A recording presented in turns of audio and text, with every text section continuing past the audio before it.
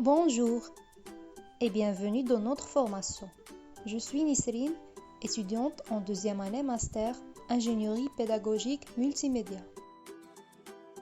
Je suis Hajar, étudiante en deuxième année master ingénierie pédagogique multimédia.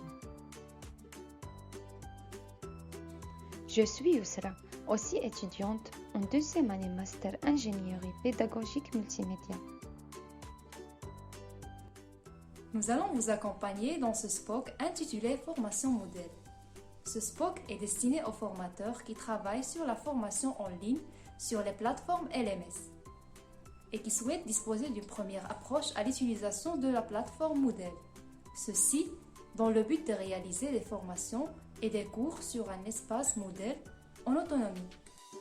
Dans cette formation, nous proposons 7 unités principales avec un projet tutoré. La première partie concerne la création d'un compte sur Moodle. La deuxième partie concerne la création d'un cours et l'inscription des étudiants. La troisième partie concerne l'insertion des ressources. La quatrième et la cinquième partie concernent l'ajout des outils d'évaluation, de collaboration et de communication. La sixième partie concerne la sauvegarde et la restauration d'un cours. Et la septième partie concerne le suivi de l'activité des étudiants. Les unités sont organisées sous forme de séquences d'apprentissage, composées de courtes vidéos tutoriels, munies d'un guide PDF détaillé, en plus d'activités pratiques, où les étudiants peuvent mettre en œuvre les concepts des vidéos, et quelques évaluations interactives.